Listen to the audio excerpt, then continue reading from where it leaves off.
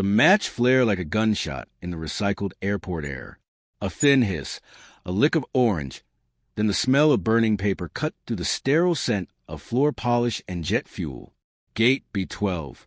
O'Hare International Airport. 7:23 a.m. This ghetto trash doesn't deserve to fly.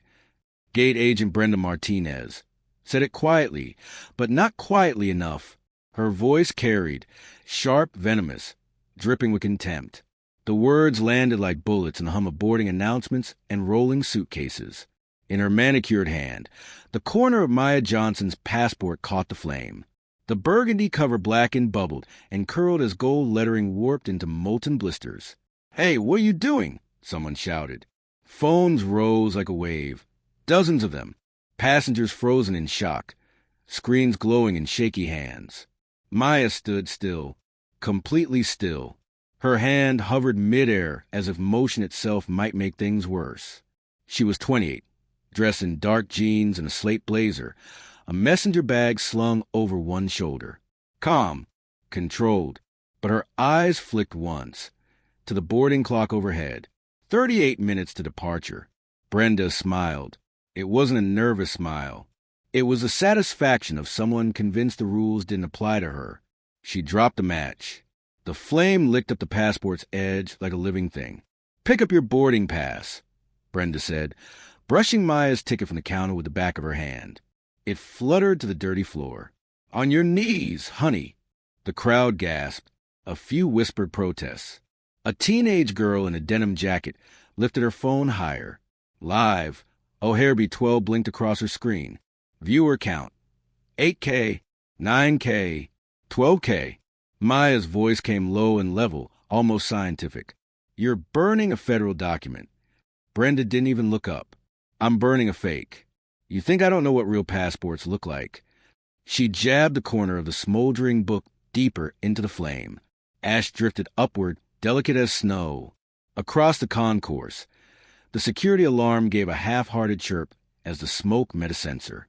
A maintenance worker jogged over with an extinguisher. Brenda waved him off. Just document disposal. Nothing to worry about. Passengers looked at one another. Nobody moved. The only sound was a crinkle of burning pages and the steady metallic tick of the boarding gate clock. Maya's fingers flexed once. Instinct, restraint. In her messenger bag, a Federal issue phone buzzed against her hip. Screen flashing. DC Director, urgent. She didn't answer. The phone's vibration thrummed like a heartbeat. She was forcing herself to ignore. Brenda prodded the ashes with a pen. "Real documents don't burn like that. These cheap forgeries, they go up like napkins." Her laugh was nasal, triumphant. "People like you think you can buy anything online." "People like me," Maya repeated softly. Her tone wasn't a question. It was a mirror. A businessman in a gray suit muttered, "Good job," catching her. A mother with a stroller whispered, "This is disgusting." The split had begun. Half the gate smelled blood. Half smelled shame. Maya crouched. Not on command, but to collect the boarding pass Brenda had knocked down.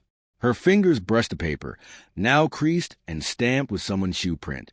"Please," she said evenly, "I need to board this flight." Brenda sneered. "Not with fake documents. Sweetheart, you can't even afford real ones." She kicked the metal trash bin. Sparks jumped. The passport cover folded in on itself, the gold U.S. seal melting into a dark metallic puddle. Someone yelled, "That's illegal." Another voice, "Call airport police." The teenager's live stream comments exploded. "OMG, she really burned it. Is that even allowed?" "Call the feds right now. This is racism live on camera." The counter hit 27K. Maya rose slowly, dusting off her hands. Her voice never wavered. "You just committed a federal offense." Brenda rolled her eyes. "Honey, you don't even know what federal means." She grabbed Maya's boarding pass, squinted at the small symbol printed beside the class code, FP priority, then scoffed. "Nice try. Federal priority? Cute. Maybe next time print it straighter." She crumpled the ticket and tossed it beside the ashes. At that moment, 2 airport security officers arrived, drawn by the smoke, the noise, and the growing wall of phones. What's going on here? One asked. Fraudulent documents, Brenda said before Maya could open her mouth. I destroyed the evidence. The taller officer frowned. Destroyed it? Fake passport. Looked obviously counterfeit. Maya met his eyes. That was my legitimate U.S. passport. He looked from her calm face to the ashes, then back at Brenda's badge. Procedure said, believe the employee first. Ma'am, he said to Maya, please come with us. The crowd groaned. Someone shouted, she's the victim. The teenager's live stream hit 46K viewers. Brenda's smile returned. See? Even the officers agree. She leaned close enough for only Maya to hear. Next time, know your place before you buy first-class tickets you can't afford. Maya blinked once. That was all. Then her phone buzzed again. Federal Aviation Admin. Emergency line. She let it ring. The airport PA crackled. Flight 447 to Washington, D.C. begins boarding in 34 minutes. Every eye shifted back to Maya. The smoke curled lazily between them, blurring the line between guilt and authority. A small metal chain glinted as her messenger bag strap shifted.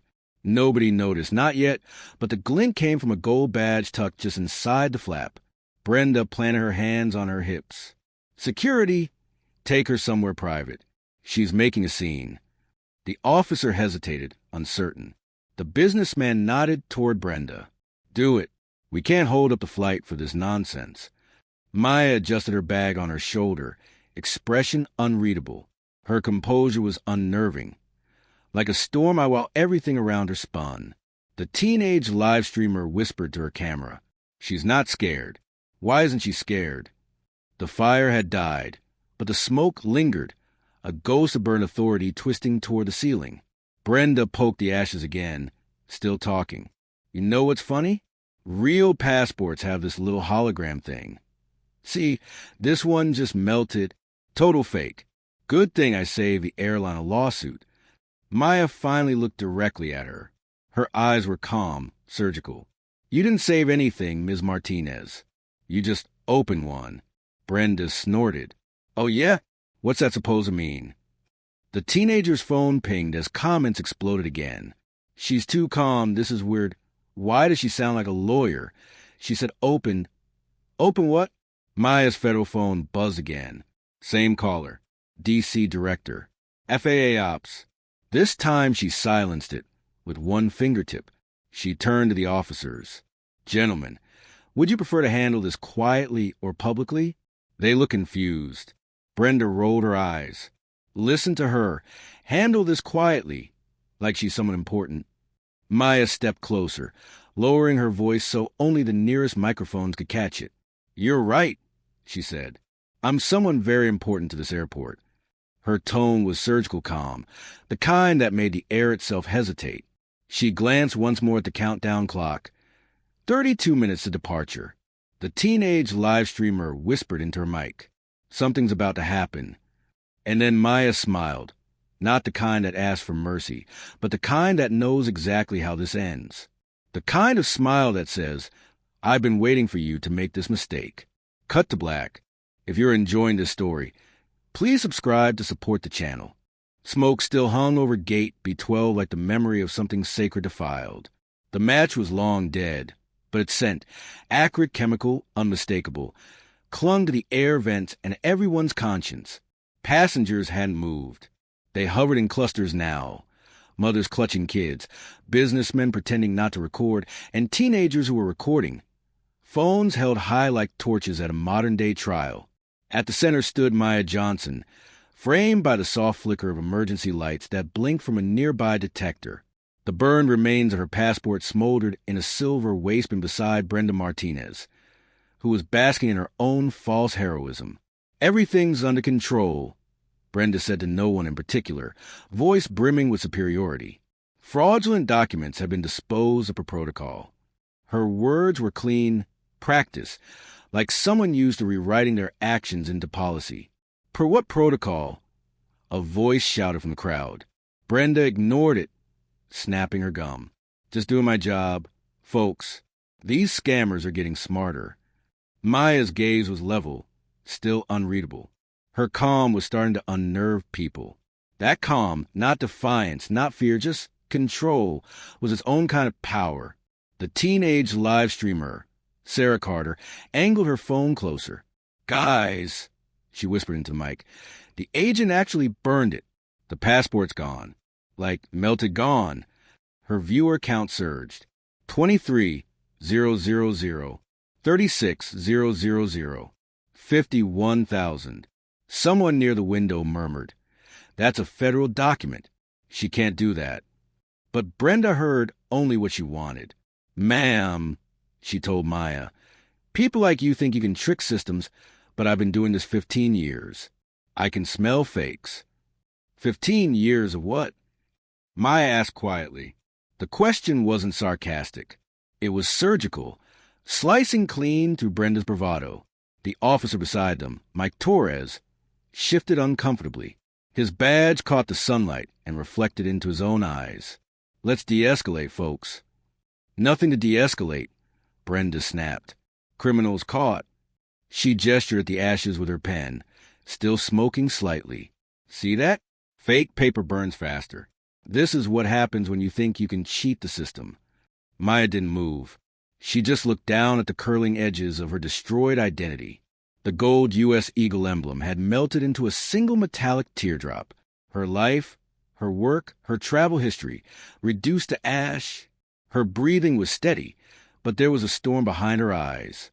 "Look at her," a woman in pearls muttered from the corner. "Just standing there. Guilty people always freeze." Sarah's camera panned the crowd, capturing every face. "Look at her. Racism in 4K, one viewer commented. "She's too calm. That's power," wrote another. "Somebody call the FBI. O'Hare Gate, B12 trending. 87,000 watching." Maya's bag shifted again, the small metal badge chain glinting as she turned slightly. Still no one noticed. "Not yet." She spoke softly. "You said you were protecting the system, right?" "Exactly." Brenda crossed her arms, proud. "We have to keep airports safe from fraud." "Then you'll appreciate the irony of what's about to happen." The tone in Maya's voice made even Officer Torres look up. Brenda frowned. "Excuse me," but Maya didn't answer. She was watching the boarding clock instead. 31 minutes to departure. A ripple of confusion passed through the crowd as Supervisor Janet Phillips arrived. Clipboard, radio, the aura of bureaucratic authority. "What's going on here?" she asked briskly. "Fraudulent travel documents destroyed per protocol," Brenda said instantly. Janet turned to the waste bin, squinting. Inside were blackened shreds, a half-visible face photo, and glints of metallic residue. "Destroyed." "Yes, ma'am." The document was fake. "I verified it visually." Janet hesitated. "You verified by lighting on fire?" Brenda's smile wavered. It reacted wrong to light. Janet looked at Maya. "Do you have any proof of identity left?" "My proof was in there," Maya said evenly. "Then I'm afraid you'll need to be detained for questioning." That sentence landed heavy. Even the air conditioning seemed to pause. Phones kept rolling. Maya looked from Janet to Brenda, then to the officers forming a loose semicircle around her. "I understand." Her voice was soft, almost kind. "I just hope your body cameras are functioning properly."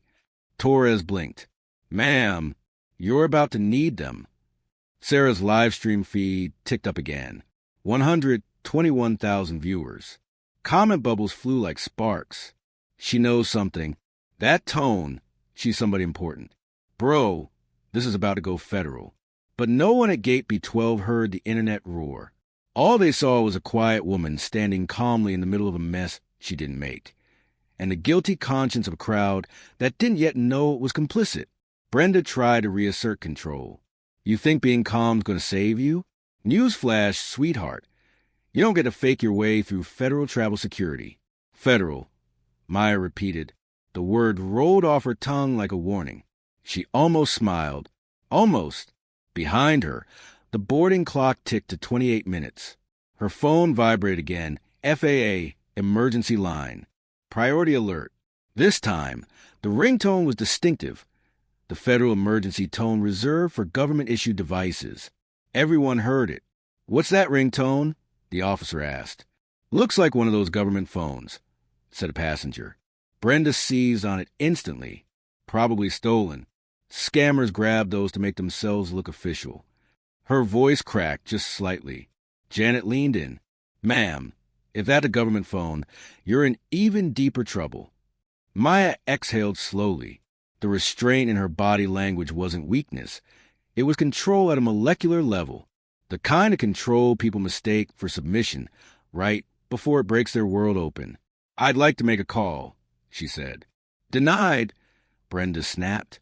You don't get phone privileges when you bring fake documents into a federal facility. Her satisfaction was so loud it silenced the gate. The maintenance worker, who'd been quietly filming from behind his mop bucket, muttered, This is going to end bad for somebody. He wasn't wrong. The fire detector finally tripped, releasing a sharp chirp overhead. A distant alarm pulsed once and stopped, like the airport itself was holding its breath. The smell of burned paper hung heavier now, sweet and acidic. Can we get this cleaned up? Janet snapped. The maintenance worker shrugged. Not until federal inspection clears it, ma'am. Burned ID is government property. Gotta file a report. Federal inspection? Brenda laughed. Oh, please. You think the feds care about one fake passport. Maya's phone buzzed again. The screen lit bright enough for the nearest camera to catch. Incoming call. FAA Director's Office. The crowd collectively leaned closer. Even Janet went pale. FAA? As in Aviation Administration.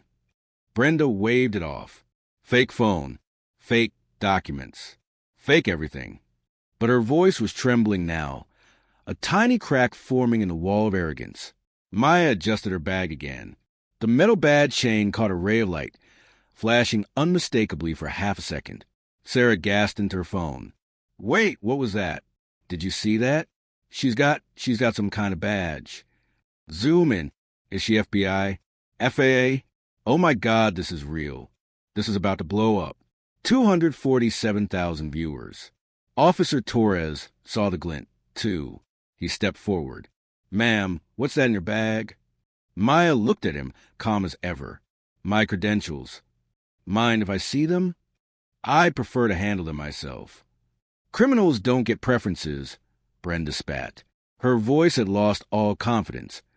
Only fear remained dressed up as authority. Janet nodded to Torres. Check her bag. Maya sighed once, a soft, human sound of patience snapping. She reached slowly for her strap, pulling the messenger bag forward, laying it on the counter beside the charred remains of her passport. The faint smell of leather mixed with the smoke. Every camera phone lifted higher. Sarah whispered, She's opening it. Do it. Please tell me she's FBI. The agent's face, though loudly crying face, she's about to faint. Maya's hand moved the zipper, slow, deliberate, practiced. Her fingers brushed the embossed seal beneath the flap, gold against black. Ma'am, Officer Torres said, his voice low, now respectful. Who are you? Maya's answer was a whisper drowned in silence. You're about to find out. The boarding clock blinked 25 minutes to departure. 4 or 5 full seconds. Gate B12 was utterly still. No chatter. No rolling suitcases. Not even the PA's polite hum. Just a quiet crackle of the burned passport ashes and the soft zip of Maya Johnson's bag opening. The entire concourse seemed to hold its breath. Every phone camera trembled in hands that suddenly felt heavy. The live stream's viewer count ticked past 312,000. Comments flooded faster than the network could buffer. She's reaching for something. Is that a gun? No, it's a wallet. Wait, why is everyone backing up?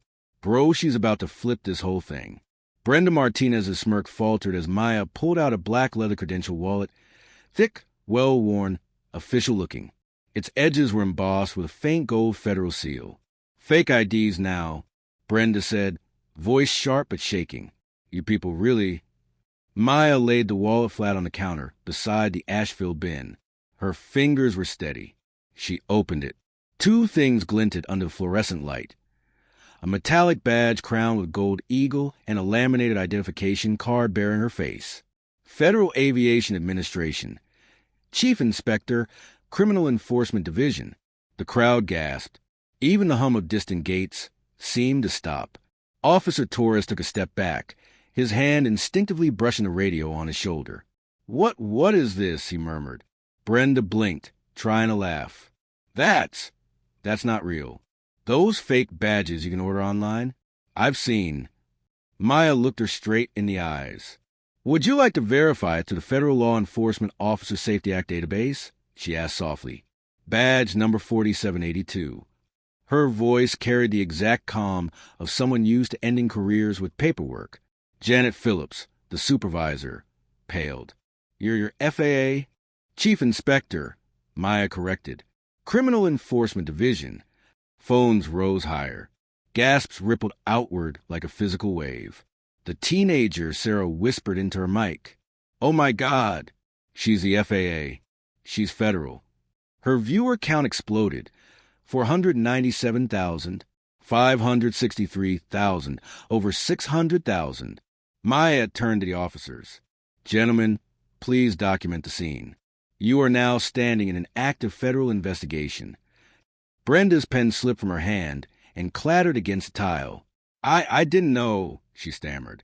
"You looked, Maya cut her off without raising her voice. "You assumed." The word landed like a gavel strike. Janet took a half step forward. "Inspector Johnson, I assure you—" "Stop talking," Maya said. "Every additional word increases your liability." The cameras caught everything. The badge gleaming beside the ashes, the shift in body language, the dawning horror on every employee's face. A small child in the crowd whispered to his mother, "She's a secret agent."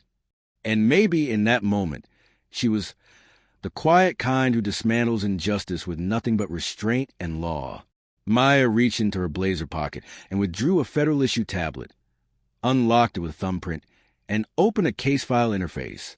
Her voice transformed, clipped, precise, official. "This is Chief Inspector Maya Johnson, FAA Criminal Enforcement Division, Badge 4782. Initiating documentation of incident O'Hare Gate, B12, 7:23 a.m. local. Offending employee, Brenda Martinez, Airline Badge 4471. Offenses observed: destruction of federal identification, obstruction of an ongoing civil rights investigation, public endangerment." She looked up from the tablet, meeting Brenda's wide, tear-filled eyes. "Do you understand the magnitude of what you've done?" I was just doing my job," Brenda whispered. "No," Maya said. "You were playing God." A murmur swept the onlookers. One passenger applauded once, hesitantly, and then stopped, unsure if cheering was appropriate during a federal takedown. Sarah's live-stream comments became a tsunami. FAA Chief Inspector Flushface. She was undercover the whole time. "This is history happening live. Hashtag passport burning, hashtag gate B12, hashtag justice in real time." Brenda's legs buckled. She gripped the counter for balance. Her earlier confidence was gone, replaced by sheer disbelief. "You can't arrest me," she blurted. "You don't have authority." Maya's tone didn't change. "Under Title 49 U.S.C. Section 44701, I have full federal authority to detain and report any individual interfering with aviation security or documentation integrity. You burned a government passport during an active investigation. That is interference." Officer Torres' radio crackled. "Unit 12, copy. We got federal verification on scene. Repeat, federal verification confirmed. Standing by for marshal support." The message carried through the gate speakers, amplifying the shift in power. Passengers cheered this time, a spontaneous eruption of justice. Cameras flashed. Someone shouted, "Let's go, FAA." Another yelled, "She's the real deal." Brenda covered her face with both hands. "I didn't know. It looked fake, I swear." Maya took a photo of the ashes with her tablet. Ignorance of federal law is not a defense. She spoke with calm precision, like a surgeon reciting anatomy while performing the cut. Janet tried one last time to salvage something. "Inspector Johnson, please, our company." Maya held up a hand. "Your company will be addressed by the Department of Transportation's Office of Civil Rights. I suggest you start preparing a statement." Every word was captured from a dozen angles. The story was no longer local. It was global. At that moment, a voice echoed from the concourse speakers. Attention, all passengers. Due to an active federal investigation, boarding for Flight 447 is temporarily delayed. The irony hung heavy. The flight Maya had been denied was now waiting for her. She turned back to Brenda. "Do you realize," she said quietly, "that you didn't just burn my passport? You burned evidence in a nationwide civil rights investigation targeting discriminatory document checks at airports." Brenda blinked through tears. "I thought I was protecting us." "No," Maya replied. "You were exposing you." The maintenance worker filmed from behind his mop bucket again, whispering into his phone. "She just settled a federal civil rights case. This is wild." Maya tapped her earpiece. Johnson to D.C. Confirmation. Evidence acquired. Witness count approximately 200.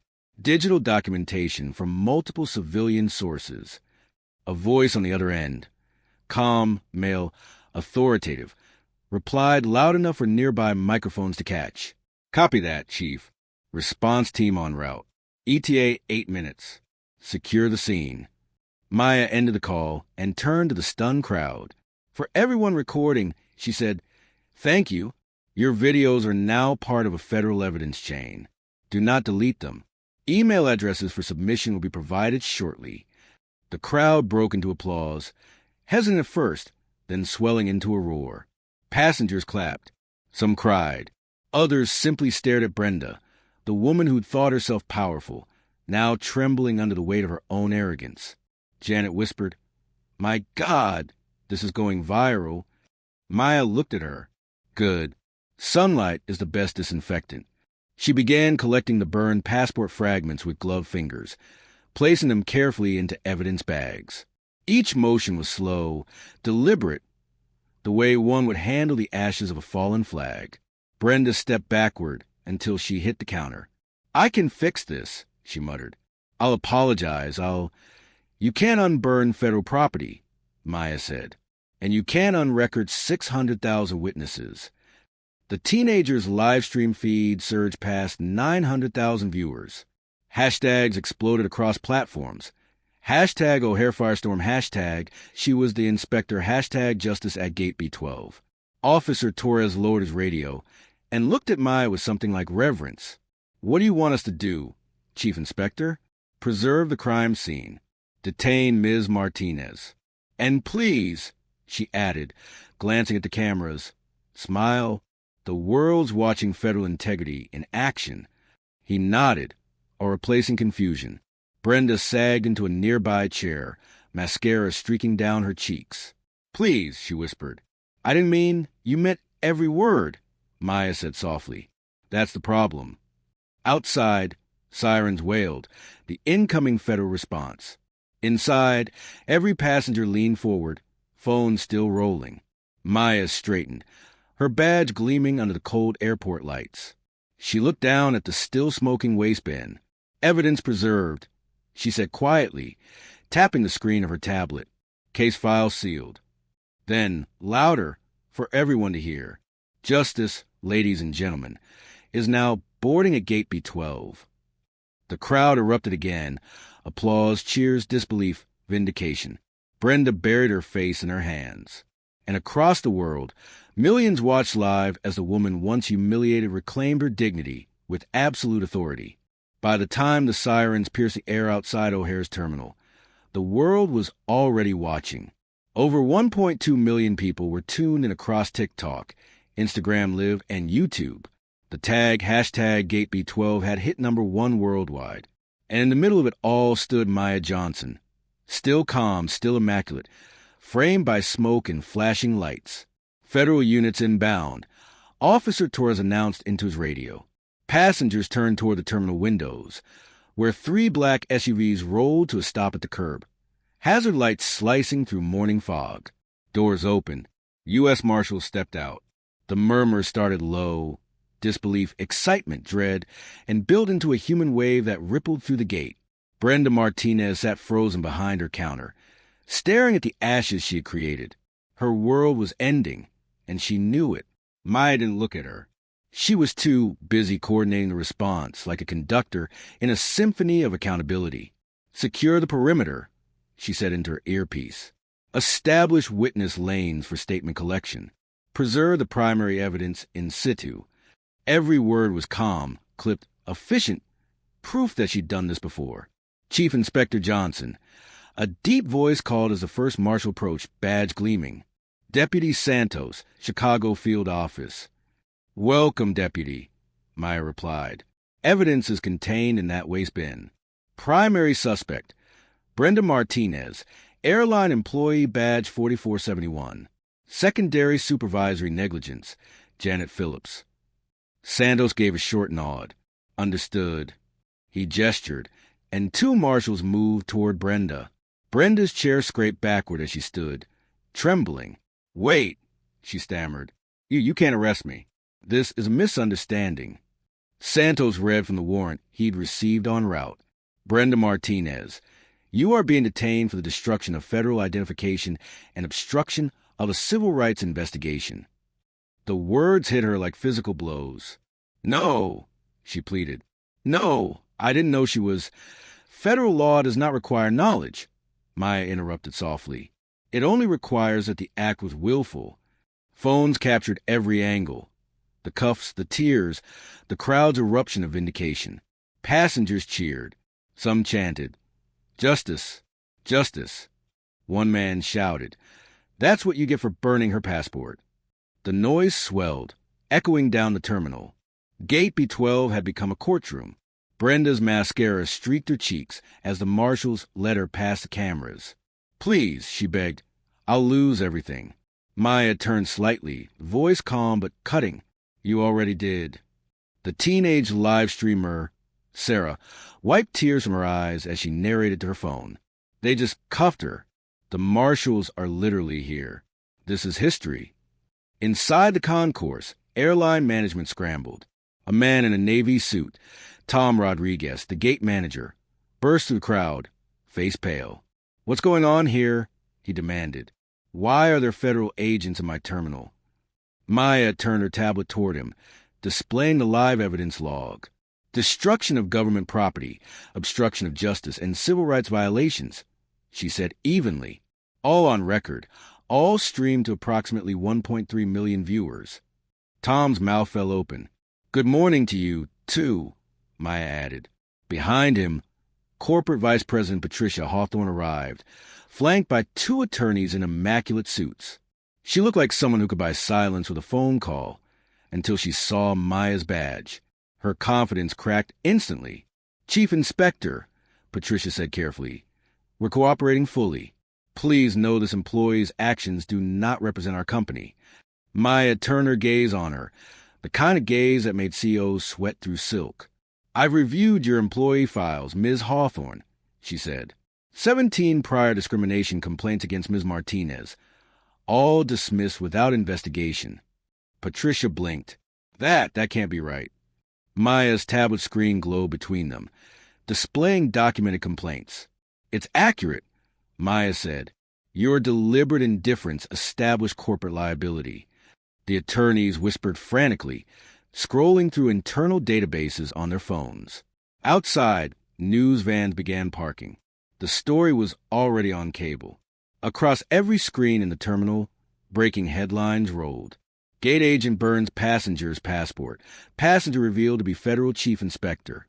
FAA launches emergency investigation into airline bias. Patricia tried to salvage the situation. "Chief Inspector Johnson, what will it take to resolve this quietly?" Maya looked at her. "You can't afford quiet." The line hit like a hammer. She pulled up a new window on her tablet, a federal penalty matrix glowing in crimson and gold. Under Title 18 U.S. Code Section 1361, destruction of government property carries fines up to $250,000 and imprisonment up to 10 years. Under 42 U.S. Code 1983, civil rights violations carry unlimited compensatory damages. Under federal aviation compliance laws, your operating certificates are now under review. Patricia's face went ghost white. You can't suspend our certificates. That would ground the entire airline. Then consider this turbulence. Maya said coolly. The live stream's comment feed was relentless now. She's quoting law like poetry. The CEO's gonna faint. This woman's a legend. Hashtag Chief Inspector Johnson, trending worldwide. Behind them, Brenda sobbed into her cuffed hands as she was escorted away. Maya didn't even glance at her. Her focus was already higher, broader. The crowd wasn't the enemy anymore. It was the audience, and she was giving them the truth in real time. She tapped her earpiece. Johnson to D.C. Federal team confirmed on site. Evidence secured. Corporate management present. Beginning enforcement briefing. The reply was immediate. Copy that, Chief. You have full discretionary authority. Maya turned to the gathered staff, her calm cutting deeper than shouting ever could. This is how bias ends, she said. Not with apologies, with accountability. She walked toward the counter where her passport had been burned. The ashes were cold now, dull and gray. She picked up a single flake, the charred fragment of the page that once bore a photo, and placed it in an evidence pouch. Federal evidence, she said softly. Exhibit A. Identity destroyed by prejudice. A hush fell again. Even the phones lowered for a moment, as if instinctively giving respect. Then, a reporter's voice rang out from the edge of the crowd. Chief Johnson, will there be arrest beyond the gate agent? Maya met her gaze. There will be consequences commensurate with the crime, she said, for individuals and institutions. Corporate executives flinched. Brenda sobbed harder. The cameras zoomed closer. Deputy Santos approached Maya again. Federal press is setting up outside, Chief. They want a statement. Maya shook her head. Not yet. First, we finish the paperwork. That line alone went viral. As she signed the digital evidence transfer, she spoke loud enough for the microphones to catch. Every passenger here is now a witness in a federal case. If anyone wishes to provide testimony, please remain after we clear the scene. Justice works faster when the public participates. The crowd applauded again, thunderous, cathartic. Some even chanted her name, M-A-Y, Maya, Maya. Patricia turned to her attorneys. Fix this, she hissed, but they only shook their heads. Ma'am, one whispered, you can't fix a live-stream felony. Maya glanced toward the boarding display. Flight 447. Delayed. Federal investigation in progress. She smiled faintly. Looks like we're all grounded until we learn how to fly right. The marshals escorted Brenda away through a corridor of cameras. Flashbulbs followed her every step. Her airline uniform, once a symbol of authority, now looked like a costume of disgrace. Maya took one last look at the crowd. Remember what you saw today, she said. Recordings are powerful, but awareness is stronger. The gate fell silent again, broken only by the metallic click of the marshal's boots fading into the distance. Outside, helicopters circled. Inside, history had already been written, and Maya Johnson was its author. 3 months later, Federal Courthouse, Chicago. Rain streaked the marble steps like black ink, bleeding down history. Inside, under the echo of ceiling fans and whispers, the courtroom filled to capacity. Reporters, law students, flight attendants in uniform, all waiting for the verdict that had already become legend. Brenda Martinez, once the self-appointed guardian of protocol, now wore an orange jumpsuit. Her wrists trembled inside thin steel cuffs. She didn't look at anyone. Not the judge, not the audience, not even at the woman sitting calmly in the front row. Chief Inspector Maya Johnson. Ms. Martinez, said Judge Margaret Carter, voice crisp as winter air. You have pleaded guilty to the willful destruction of federal identification, obstruction of justice, and violation of civil rights statutes. Do you understand the severity of these crimes? Brenda's voice cracked. Yes, Your Honor. Judge Carter nodded, eyes hard but not unkind. Ignorance of authority does not excuse prejudice. Discrimination fueled your decision to destroy a woman's passport, a federal officer's passport, on live video before over 2 million witnesses. She raised the sentencing paper. For these offenses, this court imposes a sentence of 36 months in federal custody, followed by 2 years of supervised probation. Brenda's knees buckled. The guard steadied her as the room exploded into murmurs. Cameras flashed. Reporters scribbled. Maya sat motionless, hands folded, her expression unreadable, not triumphant, not vengeful, just resolute. The judge's gavel cracked once, sealing the judgment. "Let this case stand as precedent." Judge Carter said that hatred disguised as procedure is still hatred, and will be prosecuted accordingly. Outside the courthouse, the sky had cleared. Reporters swarmed Maya as she descended the steps, microphones thrust toward her like bayonets of curiosity. "Chief Johnson, will this case change airport policy nationwide? Are you pressing further charges against the airline? Do you forgive Brenda Martinez?" Maya paused at the microphones, the wind catching her hair in the hem of her navy coat. Her tone was calm, deliberate, as if the words had been waiting their whole lives to exist. "This was never about vengeance," she said. "It was about validation. Every person who's ever been doubted, disrespected, or dehumanized at a security checkpoint, this verdict is for them." The law finally looked back. A ripple of applause spread through the crowd. Across the street, someone held a sign that read, #Justice at Gate B12 in bold blue letters. 2 weeks later, Washington, D.C., Department of Transportation headquarters. A podium stood beneath a massive banner. Aviation Civil Rights Enhancement Act. Signing ceremony. Cameras rolled. Officials lined the stage. At the center stood Secretary of Transportation Maria Rodriguez, pen poised above the bill. "This legislation," she said, "was born from a single match, lit in ignorance, extinguished by truth." Chief Inspector Johnson's investigation revealed systemic discrimination in document verification procedures across multiple airlines. Today, that ends. The cameras pivoted toward Maya, standing beside her, immaculate in a dark suit, badge gleaming, the ghost of her burned passport photo framed behind her on a display screen. Rodriguez signed the bill. The room erupted in applause. Reporters' flashes caught Maya's face mid-smile, the kind that doesn't celebrate victory, but relief. The act required real-time bias monitoring at every major airport in the United States.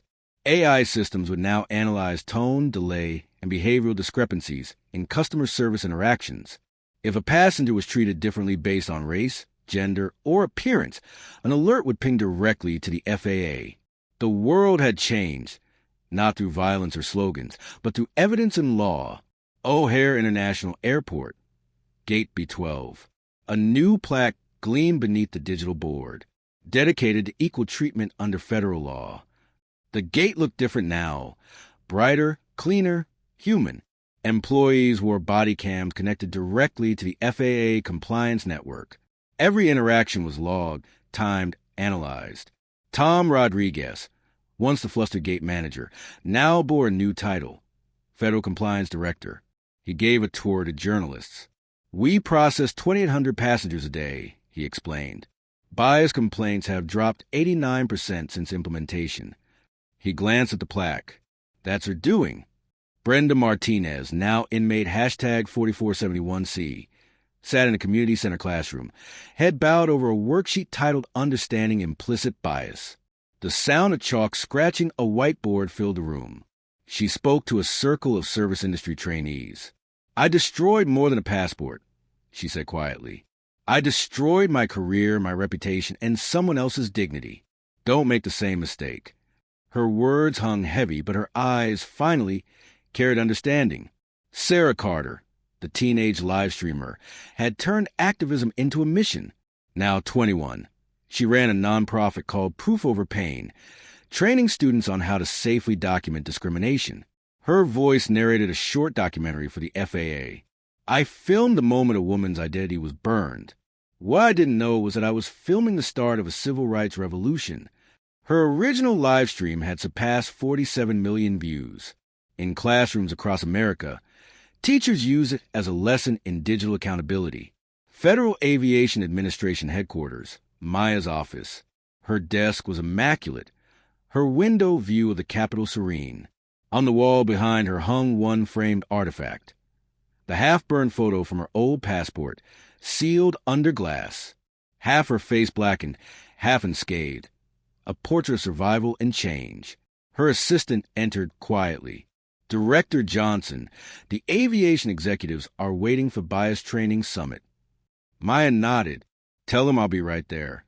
Before leaving, she took one last look at the burned fragment. She didn't see loss anymore, only proof.